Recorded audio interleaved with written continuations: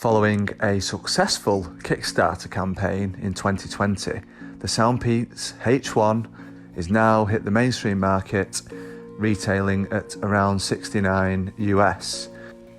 The H1 are Soundpeats' flagship pair of true wireless earbuds, and they have well and truly stepped up in terms of specifications, quality of the product and all-round experience. Soundpeats did send this pair out to me for my honest review, but as always you'll be getting my unfiltered opinion on this pair. I'll be covering the pros and the cons, and as always I want to let you know if I think these are worth your hard-earned cash.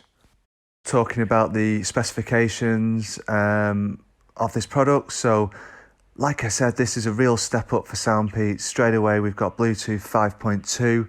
There is a hybrid dual driver arrangement inside the earbuds, so you've got the mix of a 8.6mm dynamic driver combined with a Knowles balanced armature driver. And I'm going to talk about the sound quality, of course, later in the video and what the impact of this combination of drivers is. In terms of Bluetooth codecs, you've got aptX Adaptive on there, as well as ACC and SBC. They've got CVC 8.0 noise cancelling technology for calls. There's a gaming mode there as well, so this reduces the latency between the synchronization between the audio and the video, and is ideal for gaming and watching movies. Additionally, you've got the QCC 3040 chip on there. You've got full touch controls. You've got wireless charging. You've got true wireless mirroring technology, so dual connects. You can use either bud independently and seamlessly switch between the two.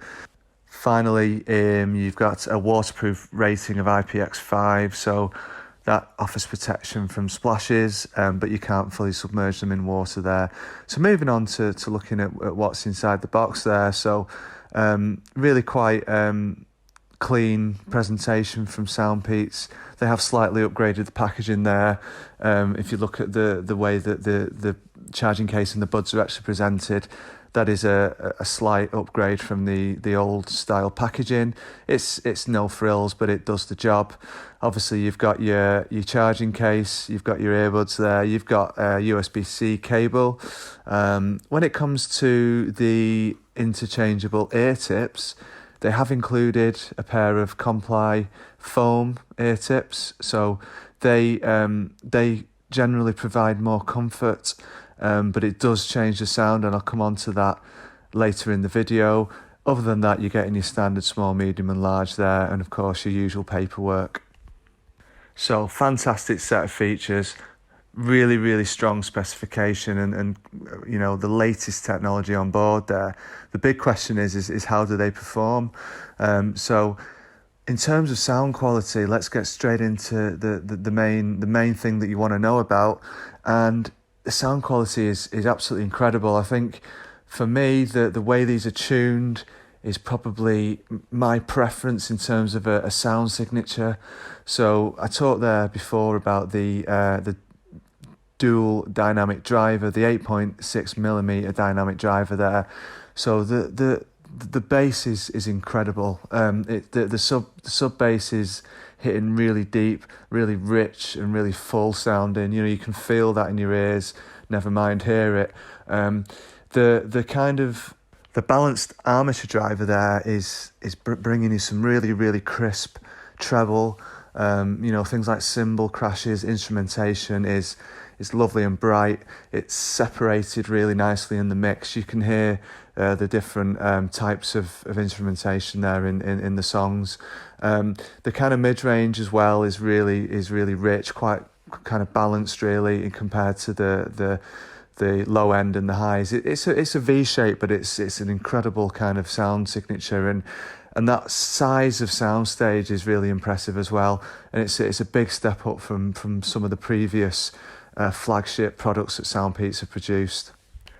Do consider checking out my Apple Music and Spotify headphone testing playlist, and then you can get a feel for what sort of songs I'm testing out. as part of my reviews. But what I would say about these earbuds is they're really enjoyable across the whole genre spectrum, particularly strong for electronic dance music, for hip hop, for rock and metal particularly, but even with, you know, classical genres that don't have as much kind of instrumentation, they perform really well. So great all-rounders in terms of sound quality.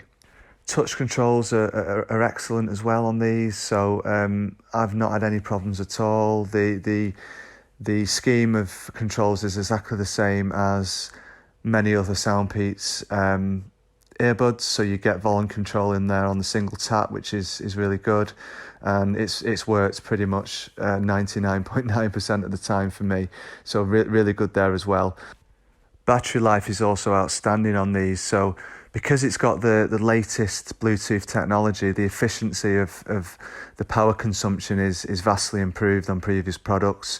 So you're getting 10 hours on a single full charged, and an outstanding 40 hours in total. So that is really impressive, and I've not even had to recharge these once yet in my testing. So just to talk about the Comply foam tips as well. So again, I have used these and I found them very comfortable. Overall, I preferred them to the standard, I think it was the medium that I used out of the box. But overall, the spin fits have been the best fit for me. So that's just something to consider as well. So what about in terms of things that I would improve on this product? So I'll be honest, there isn't much. But out of everything, I think the call quality left me a little bit disappointed. I was expecting, that to be sort of really clear and my voice to be picked up really, really well. I found that in indoor environments it was very acceptable, but then when there was background noise, I felt like the noise reduction didn't work as well as anticipated. But as always, I have included some call quality tests at the end of the video. So you can be the judge of that, and please let me know what you think down in the comment section.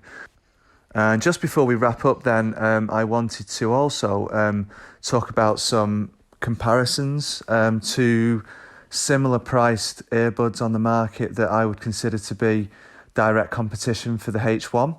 So firstly, the Lypertek Soundfree S20, and I have done a full review on this pair, which you can, there's a link now coming on screen. Fantastic set. But the H1 for me win that competition due to the overall sound quality and that kind of rich, deep bass that's on offer here. Secondly, the Tribit FlyBuds C1. Clarity of sound is the real strength with these buds. But again, my recommendation is the H1. But on the Tribit, you've got excellent call quality to add to that, but no wireless charging. As you can see there, they're all very similar in terms of the charging case and the size of that. The only one where you're not getting wireless charging is going to be the Tribit, but it does make up for it in other areas, in my opinion.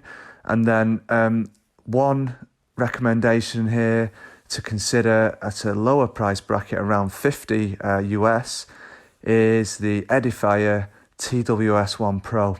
These are amazing. Some of the kind of sound quality that you're getting with these, whilst the bass isn't as deep as the H1, arguably the clarity is on a par, which is unbelievable at that price point. Do look out for my upcoming video around my top 5 best budget earbuds under $100, and look out to see whether any of these sets feature in that list. The final comparison is going to be against the Truengine 3 SE, because a lot of you will have noticed that they are very similar in terms of design, and really the big question is how do they perform? Is it worth the upgrade? Is it worth the extra cash? And the answer is yes, it is worth the extra cash.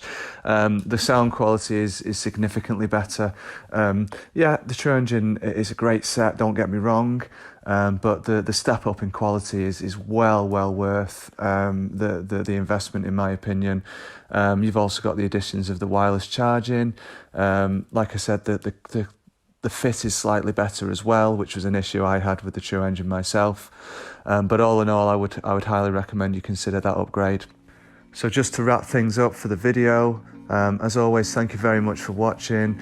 These are a tremendous pair of True Wireless Earbuds. I think at the moment this is probably the best pair, my favourite pair that I've tested so far.